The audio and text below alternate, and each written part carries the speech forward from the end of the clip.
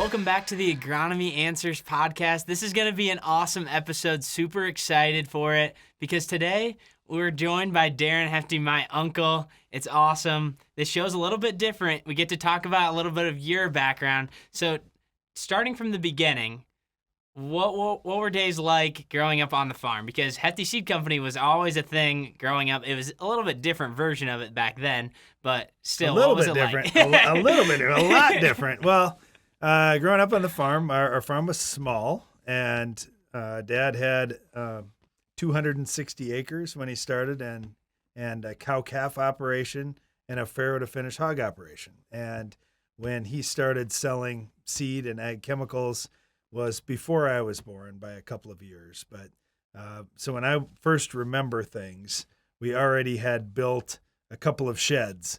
So we weren't operating out of the garage anymore, but we still have the garage. And in fact, I parked my car in the garage where our business started when I first started driving. But my first experiences were around the livestock. And we had a farrow to finish hog operation, which means we had boars, we had sows, and we had little tiny baby pigs. And I remember walking in the barn where the little pigs were, and my dad said, "This is where you're going to be working." And I was looking at these 300-pound sows thinking, I don't want anything to do with those big, big sows. And he said, "Don't worry. Here's how it's going to work. I'm going to let the sows out. And then when you get there, all that'll be there is little tiny baby pigs." Like, okay, I can do this. I can do this job. So I had to clean their pens. Then I had to put feed out for the sows. And that was kind of a fun job for me. And what I got to learn was responsibility. And I remember the first day that I had to catch the bus in the morning, and I didn't get up quite early enough like I was supposed to. And so I'm cleaning all the pens out, and I got to the last couple pens, and I'm like, I don't have time to do this. I'm going to miss the bus. So I just sprinkled some nice, clean, dry straw over some dirty, messy pens and thought maybe Dad won't notice. He noticed. And that was a good lesson for me because he said, okay, he goes, I see what you did. I know why you did it. If you get in a pinch, just tell me. And then I can go in there and finish your job for you. But in the future, what are you going to do to get that job done? And I said, I got to get up earlier in the morning. He goes, yes, you do. And so what ended up happening is I knew that my dad got up about 5:30, 5:45. I don't remember exactly what his time was, but I knew what time his alarm was set for. And I set my alarm for 5 minutes before that. So I could get my alarm, I'd get up, get dressed, I would be out the door. And if I heard his alarm as I was heading down the stairs, I thought, oh no, he'll hear me going down the stairs. So I wanted to make sure I was at least downstairs before his alarm went off. And as long as I was outside before him, he had no idea if I was out there half an hour or an hour before he was up, but he was happy. So he's like, man, Darren's really killing it. He's out there getting this work done. And what happened, I got the work ethic that way. I figured out I got to get up early. I got to get my stuff done. The other thing is I really developed care for what I did. And I really cared for all those pigs. That day that I didn't completely clean the pens out, my dad explained, man, if they're laying on wet bedding all day, they could get sick. And you don't want that to happen, do you? I'm like, well, of course not.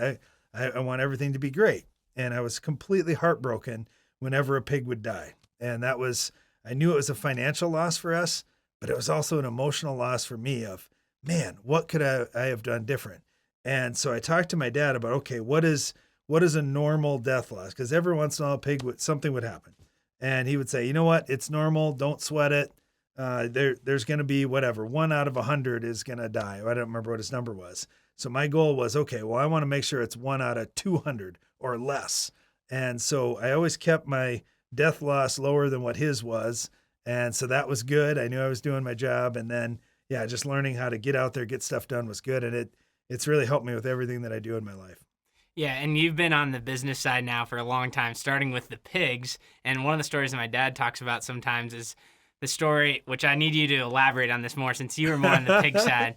But you guys raised up these animals, and your dad's like, oh, you guys can take care of all of this stuff. And then you guys do that, and you sell them for a great profit. And then what happens after that? Okay, so here's my story. So eventually, by the time I was 10 or 12 years old, I'm basically running the whole hog operation. The only thing that my dad was doing is grinding feed. And then beyond that, he would have to truck pigs in or truck pigs out. That was it. Otherwise, I was allowed to do everything. He didn't want me grinding feed. He was worried about the PTO and danger and everything with the feed grinder. But every other job I could do. So I'm raising these pigs, and Dad would take me to auctions, and we would buy feeder pigs too. And so he had me trained to pick out which pen of feeder pigs we were going to buy. And so I'd go walk the yards, I'd look at all the pigs, and I knew which ones I wanted to buy. And so I got that down where I was making that decision. I was making the decision when we could sell the pigs. So I had to decide when they reached, at that time it was 240 pounds we were going for. And so when we hit 240, I could guess it within just a few pounds. And I'd say, I got this many pigs ready to go for you. And then he would haul them away. So everything was going good. Well, one year, and this is in the 1980s, and times were really tight.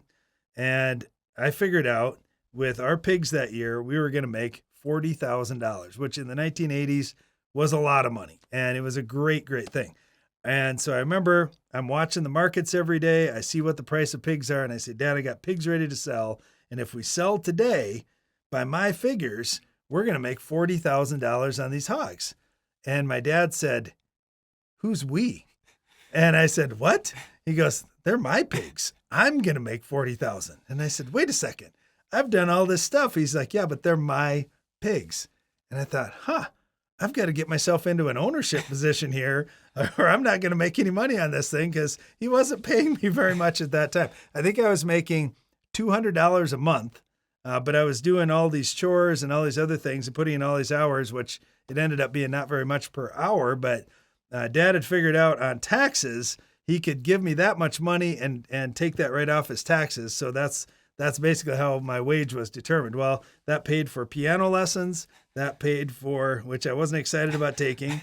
That paid for my school lunch, and that paid for any clothes or anything else I had to buy. So basically my 200 was completely gone with expenses that I had, and he knew that too. So at the end of the month, I was down to zero, and then I would have to work for him again for another month to get another $200. So anyway, yeah, there was a whole long list there of financial lessons that I learned. And you think about how that all comes forward. I was already balancing my own checkbook. I had a checkbook in 4th grade. I was pricing and selling all these pigs. I was working on the feed ration, all these things. I knew all that stuff. And it was kind of cool when I got to college. I took some animal science classes. I got a minor in animal science, and I took a feed ration class. And I'm like, oh, well, what about this? And what about this? I had great questions on day one. And the instructor's like, how do you know that? And I said, because I've been balancing a feed ration since I was like 12. And he's like, that's awesome. And I did learn more stuff there, but some of the basics my dad had taught me pretty well. So you seem very passionate now still about agriculture, but I'm back passionate then, about it all. But back then, or what was the first point you're like, this is why I have so much passion for agriculture? What was that moment like? Well, I love the livestock. We've already established that. But the other job that I got early was walking beans. And so we would walk beans, and it was fun to compete against my brother of, okay, who's going to miss a weed? So we're both looking over each other's shoulders, in case somebody missed a weed, for 2 reasons. One, we didn't want to have to come back. We wanted to get it done right the first time. But 2, we wanted bragging rights of, you missed 3 weeds today and I didn't miss any, or something like that. And then the next thing was, if we could do it without missing any weeds, who could get to the water jug at the end of the field? Because we'd have to make a full half-mile round. So half-mile down, half-mile back on a lot of these fields. And then who could get to the water jug first, or the sandwiches or the snacks or whatever we had. And so there's just competition all the time. And it pushed us both to get better. And that was kind of cool too. But at that point, I grew to hate weeds. It's why we have the Weed of the Week segment in Ag PhD, because I just didn't like weeds. And honestly, it's driven a lot of things at Hefty Seed Company about our recommendations, because we learned a lot about the basics of the chemistries we were using. So trifluralin, metribuzin, we were using those when we were kids. And we knew if Dad puts both of them down, we don't have very many weeds in the field. If he tries to go cheap and only puts one of them down, we're going to have a lot of weeds to pull, and we might have to cultivate too. And so we knew the value of those chemistries early. we didn't have post-emerge choices. So the pre's were a big deal. And you see it today in our recommendations. It all starts with a pre. If we do the pre's, we get more yield, we have less weeds, and we just have more fun throughout the whole season. So yeah, I grew really passionate about the crops because I literally had to hand pull and walk all those fields. Yeah, and so we kind of talked about earlier days because Hefty Seed Company has nothing basically to do with livestock, just growing crops, helping agronomy, agronomic. Kind of, Zach. And you think about it. So I had to balance all those rations. But what I saw by doing that is, hey, how come our corn is only 7.8% protein instead of 9% like from the other field? And we started looking at that of, oh, well, that's a field that we own, and that's a field we've been putting manure on. The fertility's higher. This is a field that we rent, and it's further from home, and we don't have as good a protein there. Probably the fertility's not as good. Now, we weren't good at doing soil tests at that point, and we didn't know what those numbers needed to be to get things, but we did see a difference from one field to the next or one bin to the next that we'd have to change our ration a little bit because of that. And it was interesting when I got to college and they had kind of round estimates of, well, here's how much protein's in corn. And I'm like, not exactly. That really varies depending on some other things. And they're like, yeah, we understand that. But for today, we're just trying to work with a flat number so we could do it. But yeah, there is a lot of difference. And then you think about the micronutrients too. And we get so passionate about all the little things that go into raising a crop. And those micros can be a big difference. If you get zinc just right, your rate of gain doubles in cattle. That's huge. Well, how many people are putting zinc on their pastures? Not very many. But there's getting to be more guys that realize, wow, if I just pay attention to fertility in my pasture too, my animals are healthier. I have less issues there and the rate of gain's better.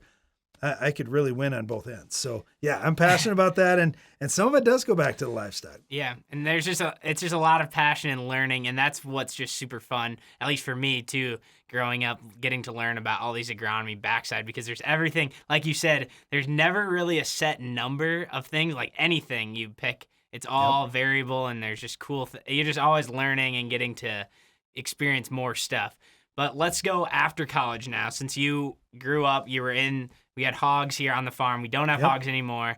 Lucky you. Yeah, I'm just kidding. less manual labor work away. Yeah, and we didn't complain about it much, because if we did complain, my dad was saying, well, wait, we had hogs, we had cattle, and we had dairy cows, and we had chickens. So he said, you guys are lucky. I've eliminated the hardest two. Dairy cows and chickens are the most work. So at least you don't have those jobs. But yeah, it's changed since then. And, the other side of that too is, for Brian and me, we got to know both of our grandparents, well, all four of our grandparents really well. And they all lived, other than my grandma Hefty, didn't quite make 90, but the other three all made it past 90. And so we had a good relationship with them for many, many years. And we saw, hey, here's 2 generations back. And we heard their stories talking about their parents that both came over. My great-grandpa Hefty came over from Switzerland. My great-grandpa on my mom's side came over from Norway. And so we talked firsthand to people who knew the people that came over and made all the sacrifices for them to have anything. And that was amazing to us, because they all had to survive through the 30s and the Depression, and just hearing how they managed money, seeing how they lived their lives.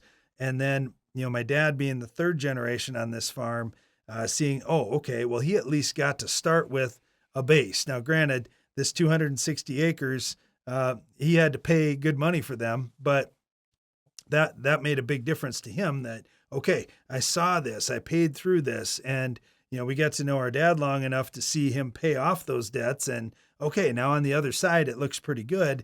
And then for us, we got college paid for. That was amazing, to have that leg up on previous generations. And I don't know, we wouldn't have the opportunities that we've got today if it wasn't for those other 3 generations that set the table for us. So hopefully we're able to do the same going forward and springboard the next generations moving ahead. Yeah, I completely agree, because when you guys came back from college, there was mainly just one store at Hefty Seed, and that's where I want to go to. Yes. Now you move away and go to store number 2, which is in Centerville.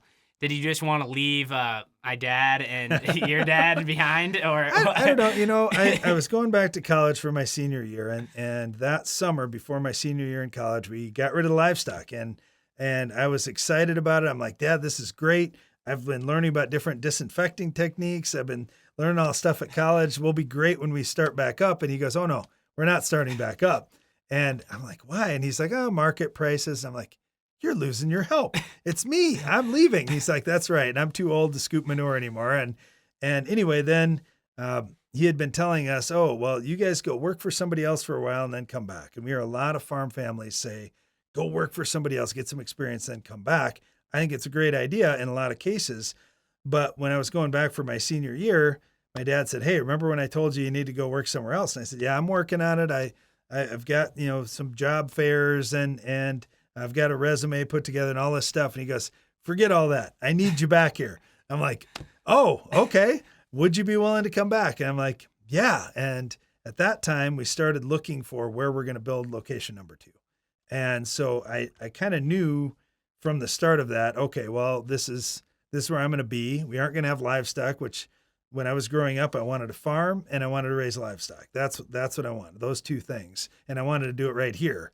And now I'm going to move an hour away. I don't have the livestock and I'm not going to be able to be in the field very much, at least at home, because I'm an hour away and I have all these other responsibilities. And so it was a little change for me and it gave me a little time to get ready for that.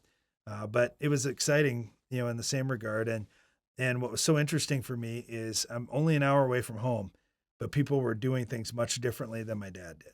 And not that they were wrong, they were just different. And so I was learning, oh, well, this is how they're doing it. And here's how dad's doing it. And trying to figure out, well, man, this guy's got a great idea over here. Dad should consider that. And then other times it was like, oh, Dad already had that problem. We figured it out. We did this so I could help people that way. And so it was fun. And the other thing was I realized how green I was, how little I really knew. I mean, I knew the basics, but a lot of the fine details I didn't. And so that was fun to realize, oh man, I got a lot to learn. And it was a lot of phone calls back to Dad for that first year of, what do you do in this situation? I've never seen that before. And so it allowed me to ramp up my education that much faster. And within, a few years, so that was 1993, by 1997, we're starting to record Ag PhD shows. So in 4 years, Brian and I were able to pick up a lot of knowledge that we could share. And, I didn't have gray hair at that point. All the farmers that I worked with did. And so I said to my dad, man, I don't have any gray hair yet. How are these guys that have so much more experience than me going to ever listen to me or take advice from me? And he said, Darren, you have to understand most of their experience is on their own farm. They've seen the problems that have happened there. You've seen the problems that have happened across a much broader area with a lot of different guys. You just have to know one thing that can help that farmer. That's when they're going to listen to you. That's when you're going to have credibility. And so I just knew I have to help people, and what I had to listen really well and find out, what do they need? What are their challenges? And then if I didn't have a solution, I needed to find it. And so that really got me passionate about, okay, now it's not about my farm or my production. It's about helping other people. And that's just been a great, great shift in my focus. And it's been the passion of my life. Yeah. Because now it kind of sounds like me, because every time that I don't know something out in the field, someone's getting a text and I'm looking right across. Yeah, so you get to text, yeah. You get to take a picture. Me, I would pull a weed, try to bring it somewhere and show somebody, and it's all limp by the time you get there, yeah. and that kind of stuff, or describe it and try and draw out the leaf or something, and then look in a book. And now you look online, you can have a picture right now, or you can pull up one of our handy apps and have a good identification right off the bat. Yeah, not that it's perfect, like you still have to figure out what it is, but at least gets you pretty close, at least gives you an idea of what's going on, because that's something similar to me, just figuring out things. I like doing that, just like how you did too. And so you were in Centerville for how long, and then you came back here, and what do you do around, like, what's your favorite things around here now? Because I know one of your favorite things I could tell you right now is out scouting in fields, in Absolutely. our fields. Absolutely. You're always out and about.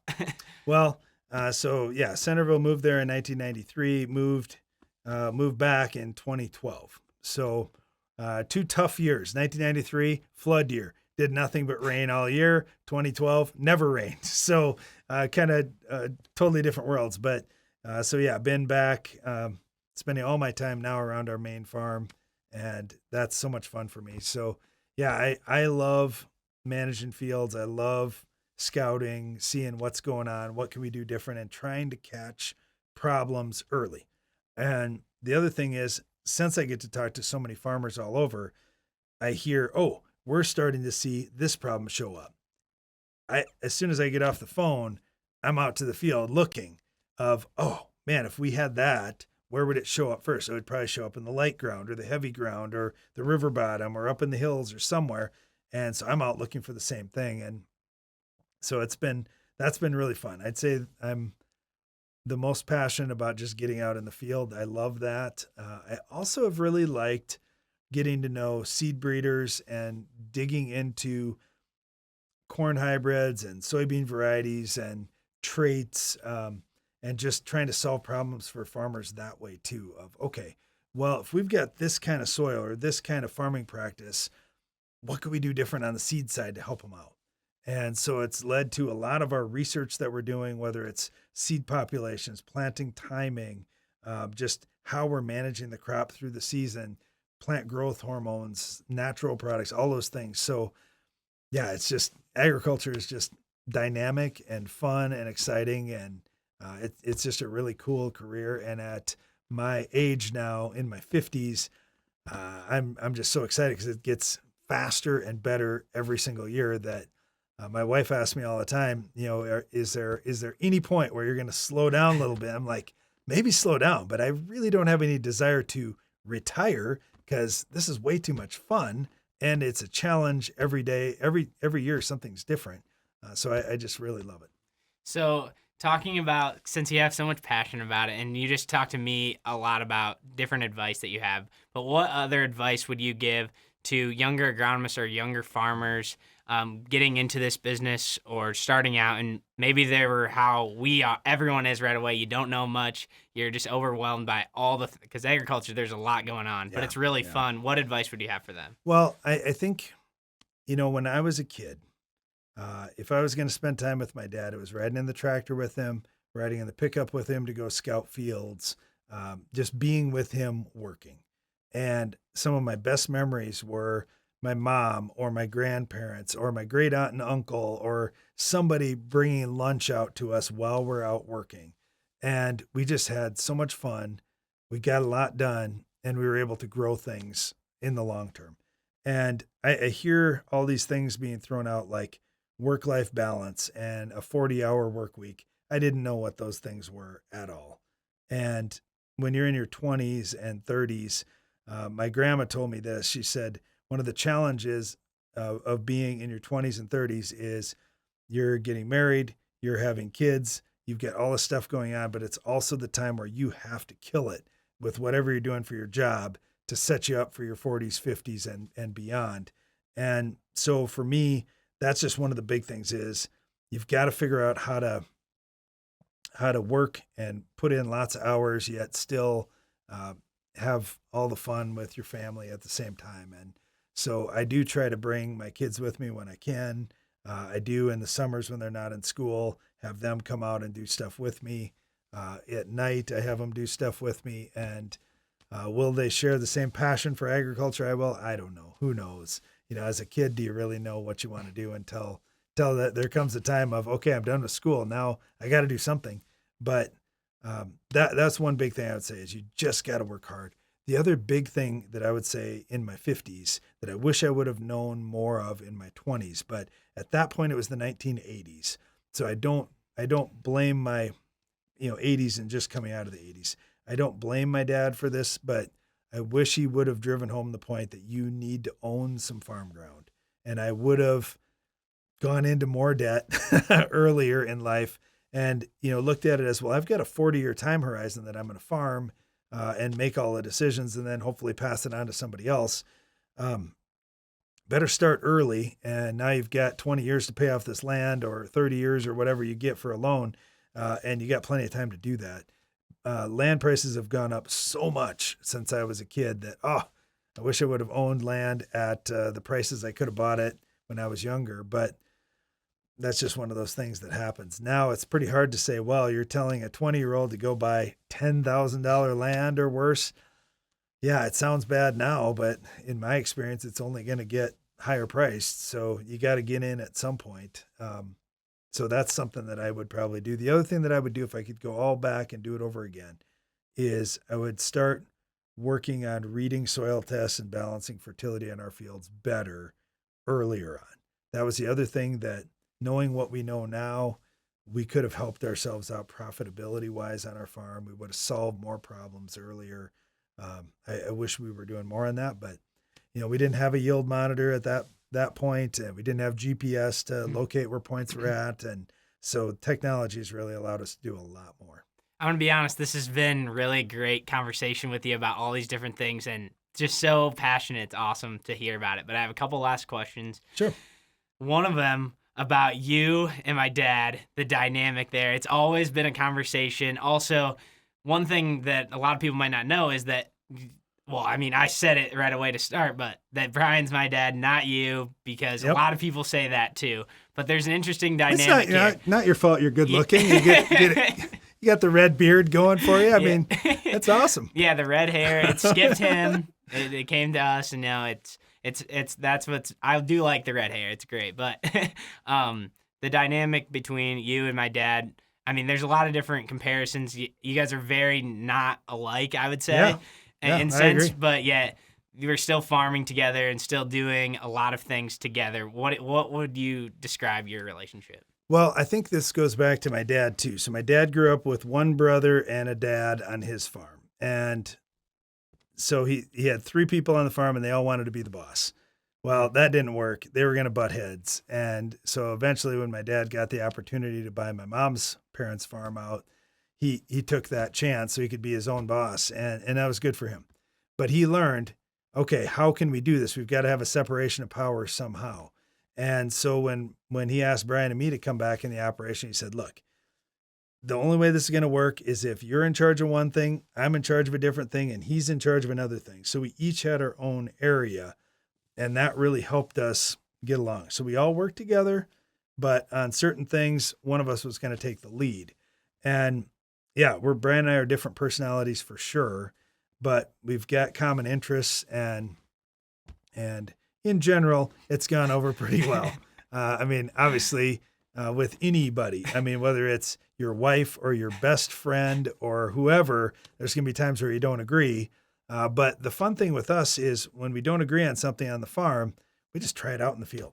And sometimes he's right, sometimes I'm right, and that's great. So yeah, this year, I mean, there were things that I'd say, you know what, he was right on that and I was wrong. And there's other things that I would say, oh, I was right on this and he was wrong. And that's fine, because either way, when we figure out something that we're doing wrong, we can make more money or we can be more successful and have less problems. So I think it is good that we're different personalities. We don't want to do exactly the same things. And that's nice in a business where one person can do one thing and one can do the other. And you see it so often on the farm where one family member runs the livestock end of things and one runs the crops, or one does the books and the other one does more of the agronomy stuff, or however you divide it. I think that's a really important thing to be able to work together. Yeah, one's on Excel spreadsheets and the other one's in the field. All day, literally. Oh, I couldn't do it. So to wrap up, my final question, not that you're going to change anything, but what you kind of alluded to this earlier, but what would you tell your 18-year-old self or yourself coming out of college about kind of just some advice going into the future? Well, and I think I did get some good advice from my dad on this, that you're going to be a lifelong learner. And at that point, I would have said, man, I'm so anxious to be done with school. I don't want to sit in a classroom anymore. I just want to get out and learn in the real world. And he would say, you're going to be a lifelong learner. So that's the learning time is never going to stop. So that was one. I would probably talk to myself more about money management, even though I had a fairly good handle on it. There's still a lot of wasteful spending, and that's fine. When you're young, especially, you think stuff is going to bring you more joy in your life. And really, experiences bring you more joy. Yeah, it's fun hanging out with friends. Does it matter if we spend $100 or if we spend nothing? No, doesn't make any difference. Just being around people and connecting is really where it's at. And certainly, with my faith, that's been a big thing too in my life. And I would say as a kid, I was really strong in my faith. Then I'd say there's a few years in the middle there that I was kind of, I don't really feel like getting up on a Sunday morning or whatnot. And then I certainly got back into that as my life went on. So I would say, you know what, stay the course on that. Just keep having discipline in that area of your life too. And I think that would have been a good thing for me to know. And then as far as the farming goes, just, oh, wow, dig in. And I probably would have said, learn more about fertility and reading soil tests and that kind of thing first. But I was just excited about it all. So yeah, whatever part of agriculture or whatever venture you go into, just go into it all the way, because there's always room for somebody to do it better. There's always room for you to get better. And the only way to get there is hard work. Awesome. Thanks so much, Darren, for joining me on the Agronomy Answers podcast. This has been just a great conversation. Getting to know some of these backstories is fun. There's always a little thing. So thank you. I appreciate it. Yeah, it's been fun. And thank you for watching the Agronomy Answers podcast. Be sure to join us again next time. And if you like this episode, you can subscribe, like, comment, and share to your friends.